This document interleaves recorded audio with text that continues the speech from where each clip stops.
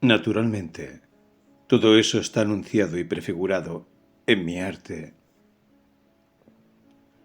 Algo está en el príncipe feliz, algo en el joven rey, sobre todo en el pasaje donde el obispo le dice al muchacho arrodillado: el que hizo la desdicha no es más sabio que tú. Una frase que cuando la escribí me pareció poco más que una frase. Mucho está oculto en la nota de fatalidad que corre como un hilo de púrpura por el paño de oro de Dorian Gray. En El crítico artista está expuesto en muchos colores. En El alma del hombre está consignado con sencillez y en letras demasiado fáciles de leer. Es uno de los estribillos cuyos motivos recurrentes hacen que Salomé se parezca tanto a una pieza musical y la traban como una balada. En el poema en prosa del hombre que del bronce de la imagen del placer que vive para un momento tiene que hacer la imagen del dolor que permanece para siempre, está encarnado. No podría haber sido de otro modo. En cada momento de nuestra vida somos lo que vamos a ser, no menos que lo que hemos sido.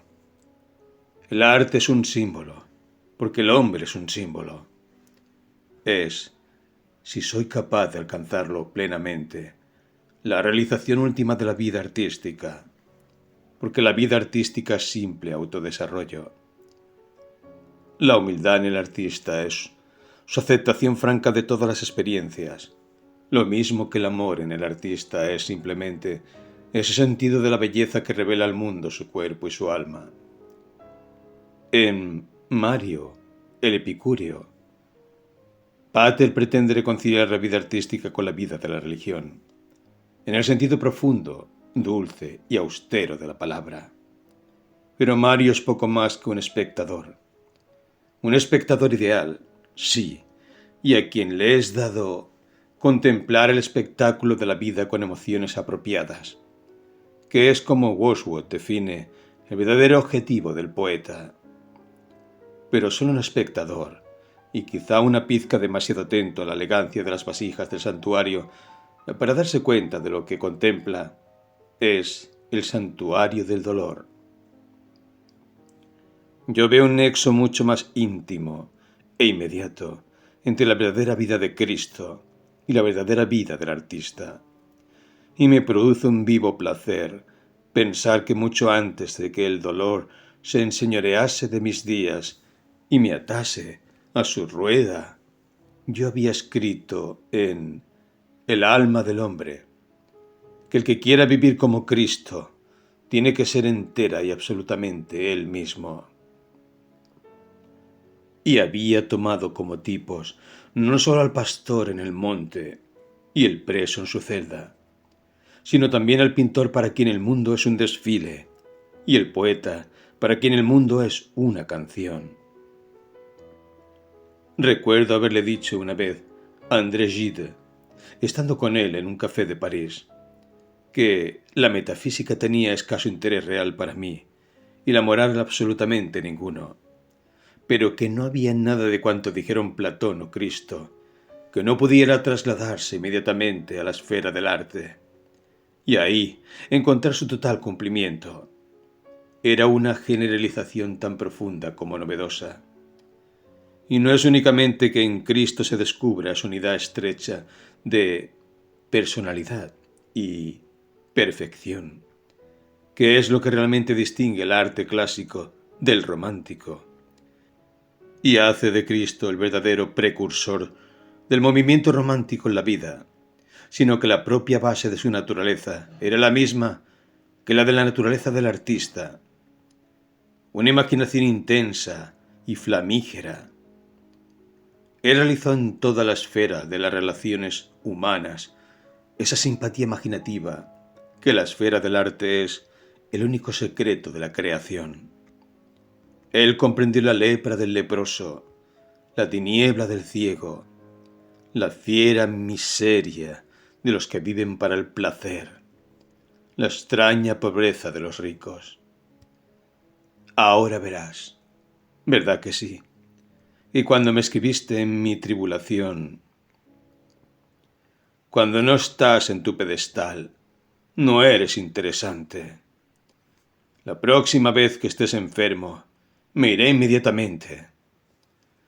Estabas tan lejos del verdadero temple del artista como de lo que Matthew Arnold llama el secreto de Jesús. Lo uno o lo otro te habría enseñado que lo que le ocurra a otro te ocurre a ti. Y si quieres una inscripción para leerla al alba y a la noche, y para el placer o para el dolor, escribe en la pared de tu casa con letras que el sol dore y la luna argente. Lo que le ocurra a otro, me ocurre a mí. Y si alguien te preguntase, ¿qué puede querer decir esa inscripción? Respóndele que quiere decir, el corazón del Señor Jesucristo y el cerebro de Shakespeare. Es cierto que el sitio de Cristo está con los poetas. Toda su concepción de la humanidad brotaba directamente de la imaginación y sólo se puede realizar con ella. Lo que Dios era para el panteísta, era el hombre para él.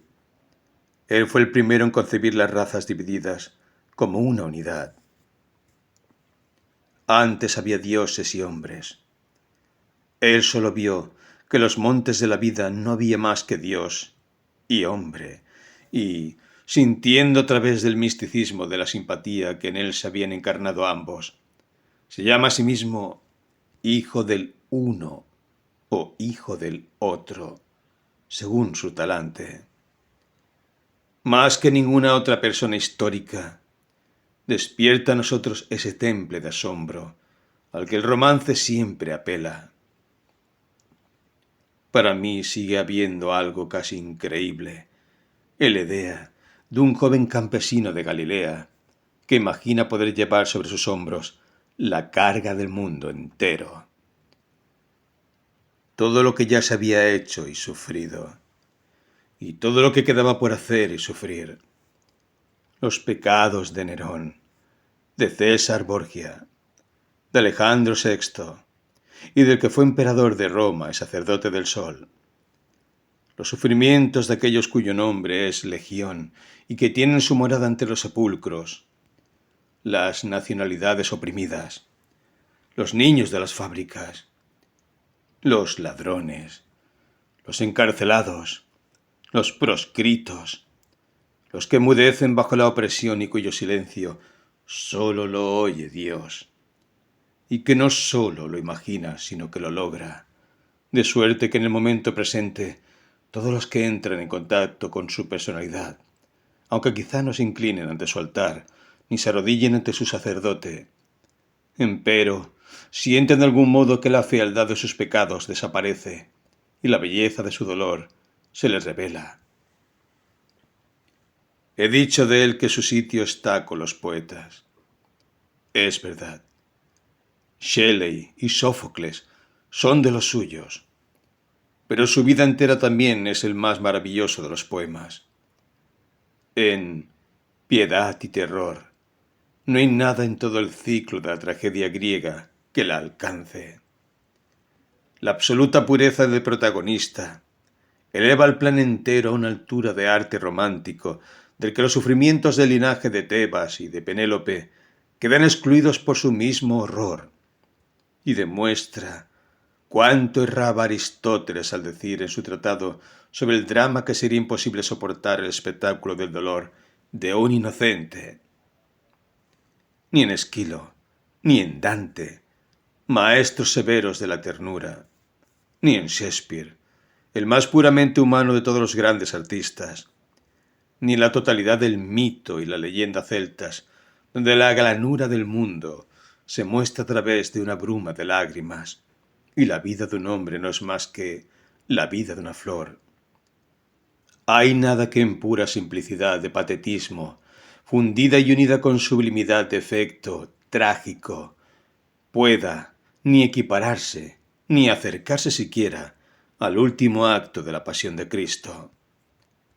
la parva cena con sus compañeros, de los cuales uno ya le había vendido a un precio, la angustia en el silencioso olivar bajo la luna, el falso amigo que se acerca para entregarle con un beso, el amigo que todavía creía en él y en quien, como sobre una roca, había esperado edificar su casa de refugio para el hombre, que le niega cuando el gallo grita al amanecer, su soledad absoluta, su sumisión, su aceptación de todo, y al lado de todo eso, escenas como el sumo sacerdote de la ortodoxia que se rasga iracundo las vestiduras, y el magistrado de la justicia civil que pide agua con la vana esperanza de limpiarse de esa mancha de sangre inocente que hace de él la figura escarlata de la historia.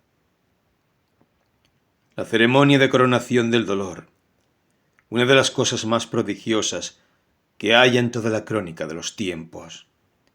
La crucifixión del inocente ante los ojos de su madre y del discípulo al que amaba. Los soldados que se juegan sus ropas a los dados. La terrible muerte con que dio al mundo su símbolo más eterno. Y su entierro final en el sepulcro del hombre rico, con el cuerpo envuelto en lino egipcio y especias y perfumes caros, como si hubiera sido el hijo de un rey. Cuando se contempla todo eso desde el punto de vista del arte solamente, no se puede por menos de agradecer que el oficio supremo de la Iglesia sea la representación de la tragedia sin el derramamiento de sangre, la presentación mística mediante diálogo y vestidura y gesto, incluso de la pasión de su Señor. Y es siempre una fuente de placer y profundo respeto para mí recordar que la última supervivencia del coro griego, por lo demás perdido para el arte, se encuentra en el acólito que responde al sacerdote en la misa.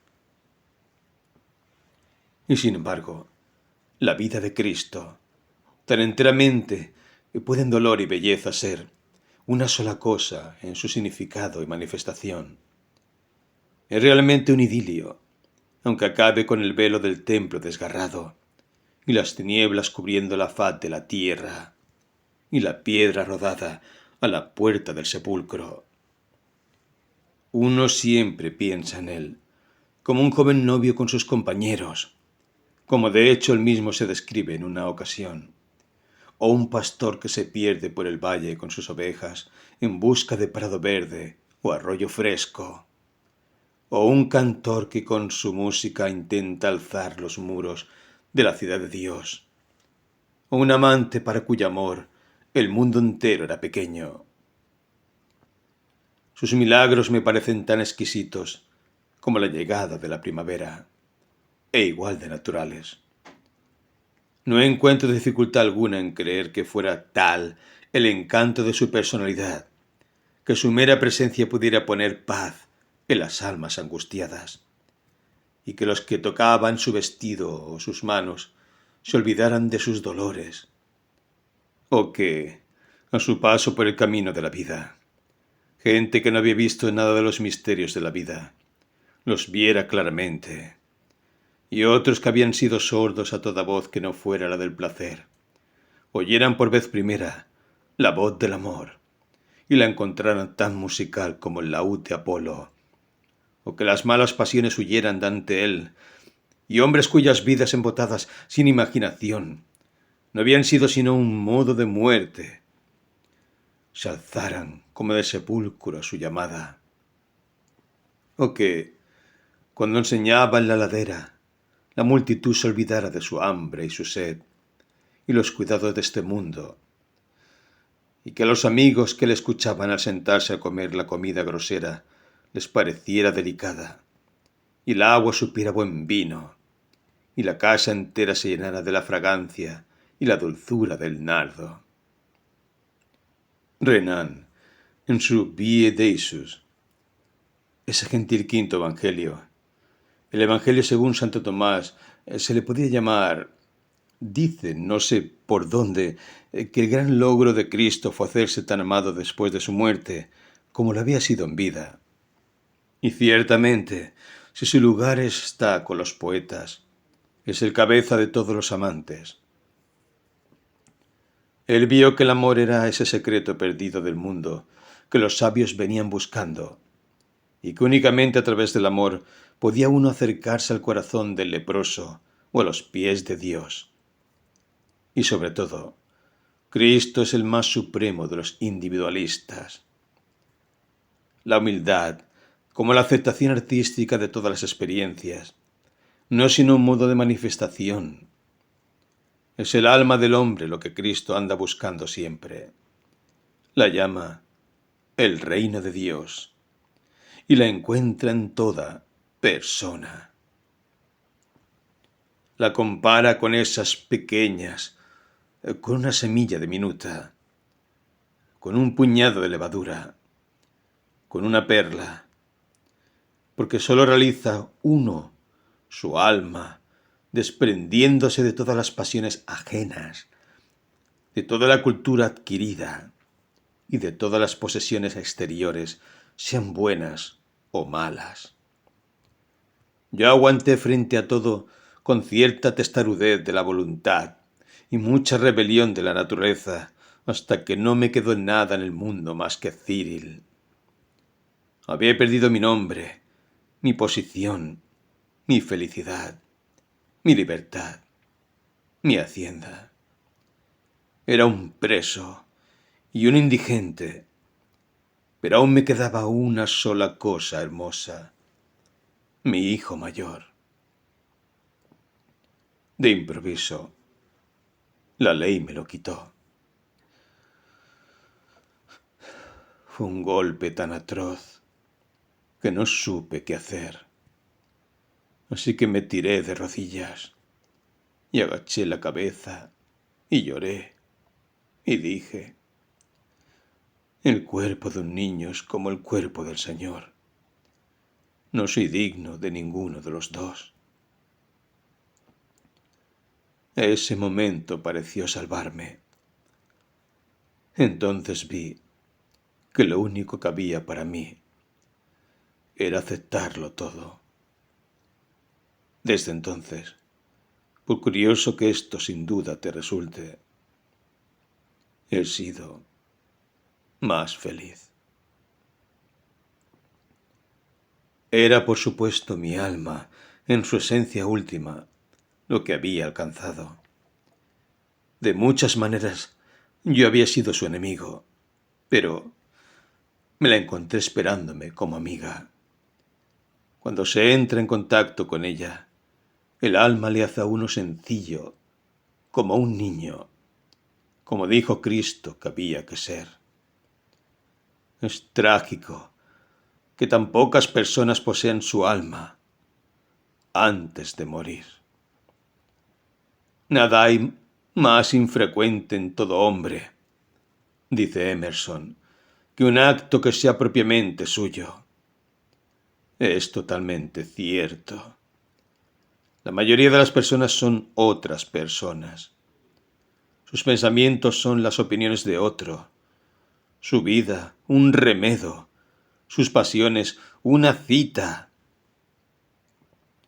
Cristo no fue solo el individualista supremo, sino el primero de la historia. Se ha querido hacer de él un vulgar filántropo, como los espantosos filántropos del siglo XIX. O se le ha colocado como altruista, al lado de los acientíficos y los sentimentales. Pero en realidad no fue ni lo uno ni lo otro. Tiene compasión, naturalmente, de los pobres, de los que están encerrados en las cárceles, de los humildes, de los desdichados.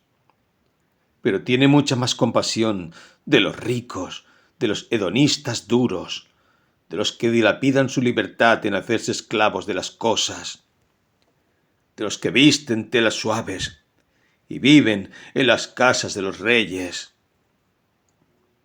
La riqueza y el placer le parecían tragedias realmente mayores que la pobreza y el dolor.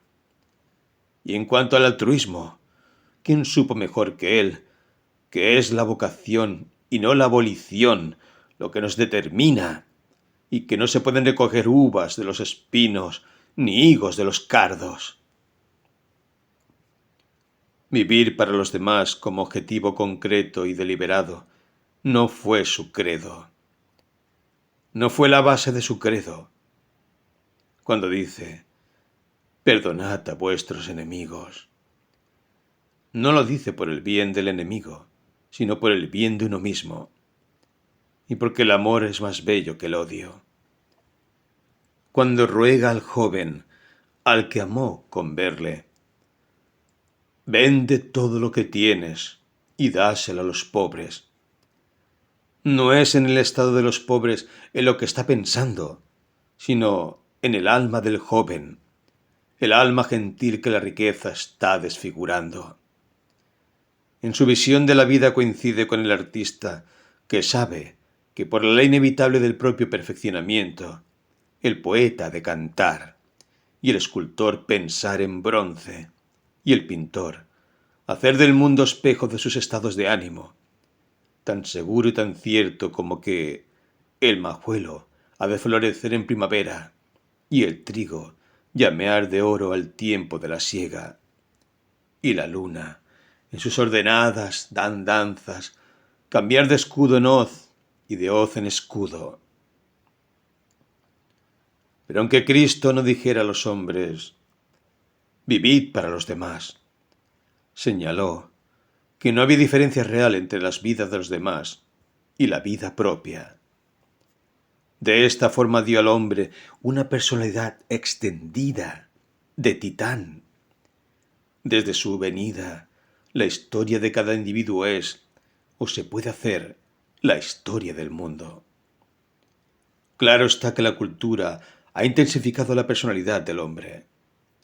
El arte nos ha hecho mentalmente multitudes. Quienes poseen el temperamento artístico van al destierro con Dante y aprenden cuán salado es el pan de otros y cuán empinadas sus escaleras. Captan por un momento la serenidad y la calma de Goethe, pero saben muy bien por qué Baudelaire gritó a Dios: Señor, dame valor y fortaleza para contemplar mi cuerpo y mi corazón sin asco. De los sonetos de Shakespeare extraen, quizá para su daño, el secreto de su amor y se lo apropian. Miran con ojos nuevos a la vida moderna, porque han escuchado un nocturno de Chopin, o manejado cosas griegas, o leído la historia de la pasión de un hombre muerto por una mujer muerta, cuyos cabellos eran como hilos de oro fino y cuya boca era una granada. Pero la simpatía del temperamento artístico va necesariamente a lo que ha hallado expresión. En palabras o en color, en música o en mármol, tras las máscaras pintadas de un drama de Esquilo, o por las cañas horadadas y unidas de un pastor siciliano, tiene que haberse revelado el hombre y su mensaje. Para el artista, la expresión es el único modo de concebir la vida. Para él, lo mudo está muerto. Pero para Cristo no era así. Con una imaginación tan ancha y tan prodigiosa que casi espanta, Él tomó por reino suyo el mundo entero de lo que no se expresa, el mundo sin voz de la pena, y se hizo su portavoz eterno. A esos de los que he hablado, los que enmudecen bajo la opresión y cuyo silencio solo lo oye Dios, los escogió por hermanos. Quiso ser ojos para los ciegos, oídos para los sordos, y un grito en los labios de los que tenían la lengua atada.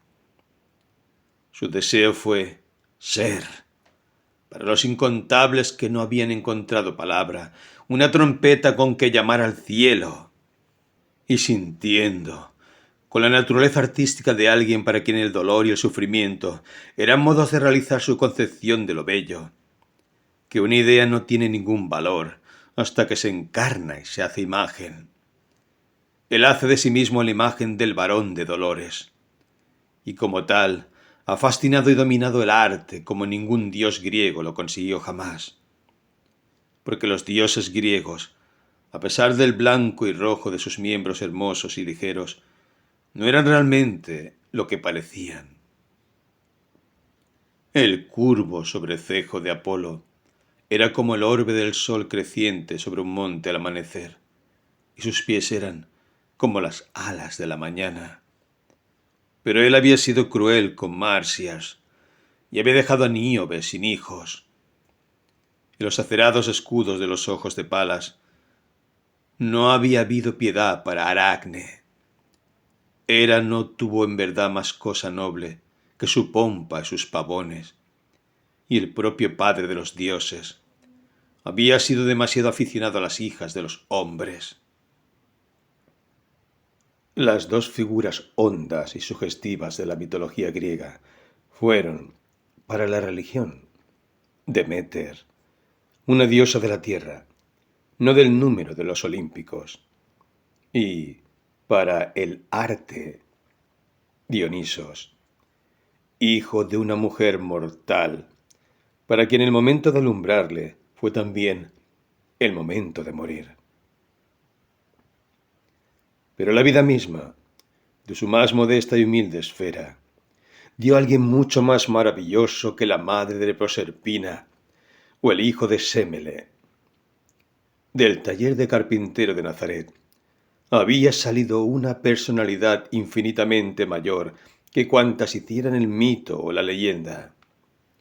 Y cosa extraña, destinada a revelar al mundo el significado místico del vino y la belleza real de los lirios del campo, como nadie, ni en el Citerón, ni en Enna, lo había hecho nunca.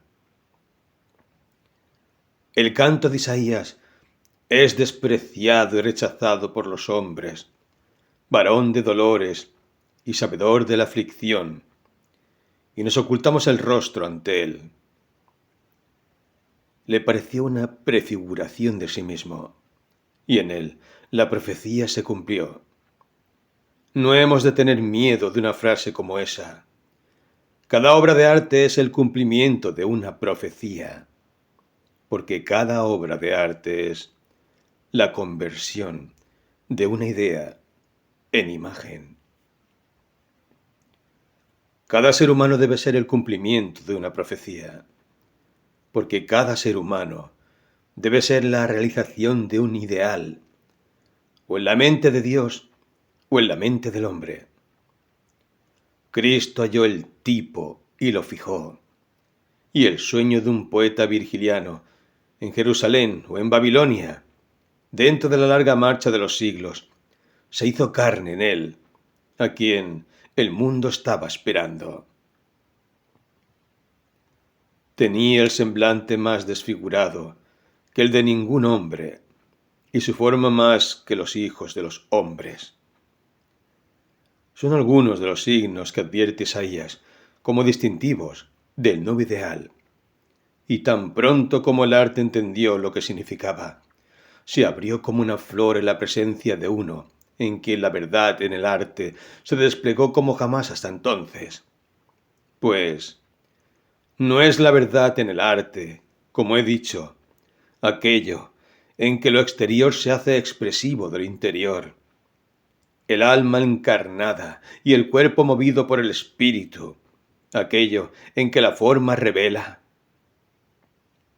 Para mí, una de las cosas de la historia que más hay que lamentar es que, al renacimiento propio de Cristo, que había dado la catedral de Chartres, el ciclo de las leyendas artúricas, la vida de San Francisco de Asís, el arte de Giotto y la Divina Comedia de Dante, no se le dejara desarrollarse por sus vías, sino que fuera interrumpido y estropeado por el espantoso renacimiento clásico que nos dio a Petrarca y los frescos de Rafael y la arquitectura paladiana y la tragedia formal francesa y la catedral de San Pablo y la poesía de Pope y todo lo que está hecho desde fuera y con reglas muertas, y no brota de dentro a impulsos de un espíritu que lo informa.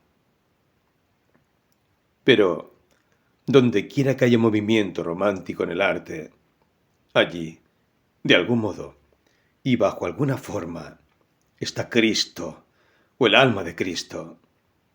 Está en Romeo y Julieta, en el cuento de invierno, en la poesía provenzal, en El marinero de antaño, en La Belle Dame sans Merci y en la balada de la caridad de Chatterton. Le debemos las cosas y las personas más diversas, Los miserables de Hugo, Las flores del mal de Baudelaire, la nota de piedad de las novelas rusas, las vidrieras y tapicerías y obras cuatrochentistas de Burne, Jones y Morris. Verlaine y los poemas de Verlaine le pertenecen tanto como la torre de Giotto, Lanzarote y Ginebra, Tannhäuser, los turbados mármoles románticos de Miguel Ángel, la arquitectura apuntada y el amor a los niños y a las flores. Cosas ambas, por cierto, que tuvieron poco sitio en el arte clásico, apenas es suficiente para crecer o jugar, pero que desde el siglo XII hasta nuestros días vienen continuamente apareciendo en el arte, en distintos modos y en distintos tiempos, sin aviso y a capricho, como es propio de niños y de flores. Así la primavera siempre nos parece como si las flores hubieran estado escondidas y únicamente salieran al sol por miedo a que la gente adulta se cansara de buscarlas y abandonara la búsqueda. Y la vida de un niño no es más que un día de abril en el que hay lluvia y sol para el narciso. Y es lo imaginativo de la naturaleza del propio Cristo, lo que hace de él ese centro palpitante del romance. Las figuras extrañas del drama poético y la balada están hechas por la imaginación de otros, pero de su propia imaginación enteramente se creó a sí mismo Jesús de Nazaret. El grito de Isaías realmente no tenía más que ver con su venida, que el canto del ruiseñor tiene que ver con el orto de la luna. No más, aunque quizá no menos. Él fue la negación tanto como la afirmación de la profecía. Por cada expectativa que cumplió, destruyó otra. En toda belleza, dice Bacon, hay alguna extrañeza de proporción, y de los que han nacido del espíritu, esto es, de los que como él mismo son fuerzas dinámicas, Cristo dice que son como el viento que sopla donde quiere y nadie sabe de dónde viene ni a dónde va. Por eso es él tan fascinante para los artistas. Tiene todos los elementos cromáticos de la vida: misterio, extrañeza, patetismo, sugerencia, éxtasis, amor. Apela a la capacidad de asombro y crea ese ánimo en cuya sola virtud puede ser comprendido. Y para mí es un gozo recordar que si él es todo él imaginación, el mundo propio es de la misma sustancia. Dije en Dorian Gray que los grandes pecados del mundo tienen lugar en el cerebro, pero es en el cerebro donde todo tiene lugar. Ahora sabemos que no vemos con los ojos ni oímos con los oídos. Ellos no son sino cauces de transmisión, adecuada o inadecuada, de las impresiones sensoriales. Es en el cerebro donde la amapola es roja, donde la manzana es aromática, donde canta la alondra. Últimamente he estado estudiando los 4 poemas en prosa sobre Cristo con cierta diligencia. En Navidad conseguí hacerme con un testamento en griego, y cada mañana, después de limpiar mi celda y sacar brillo a mis latas, leo un poco de los evangelios, una docena de versículos tomados al azar de cualquier parte. Es una manera deliciosa de empezar el día. Para ti, en tu vida turbulenta y desordenada, sería cosa excelente hacer lo mismo. Te haría un bien incalculable, y el griego es muy sencillo. La repetición interminable, ahora y a deshora, nos ha estropeado la NBT, la frescura, el sencillo encanto romántico de los evangelios. Los oímos leer demasiadas veces y demasiado mal, y toda repetición es antiespiritual. Cuando se vuelve al griego es como salir de una casa angosta y oscura y entrar en un jardín de lirios. Y para mí, el placer se duplica al pensar que es extremadamente probable que tengamos los términos reales, la ipsissima verba, que empleó Cristo. Siempre se ha supuesto que Cristo hablaba en arameo. Hasta Renan lo creyó. Pero ahora sabemos que los campesinos de Galilea, como los campesinos irlandeses de nuestros días, eran bilingües, y que el griego era la lengua normal de uso en toda Palestina, lo mismo que en todo el mundo oriental. Nunca me gustó la idea de que solo conociéramos las palabras de Cristo por la traducción de una traducción. Me deleita pensar que lo referente a su conversación, Cármides podría haberle escuchado, y Sócrates haber razonado con él, y Platón haberle entendido. Que de verdad dijo, yo soy el buen pastor. Que al pensar en los lirios del campo, y como ni se afanan ni se hilan, su expresión absoluta fue, considerad los lirios del campo, cómo crecen, ni se afanan ni hilan. Que su última palabra al clamar, mi vida ha sido completada, ha llegado a su cumplimiento, ha alcanzado su perfección, fue exactamente la que San Juan nos dice que fue. Ha terminado. Nada más. Y mientras, al leer los evangelios, particularmente del propio San Juan, o quien fuera el gnóstico temprano que tomase su nombre y su manto, veo esta continua afirmación de la imaginación como base de toda vida espiritual y material.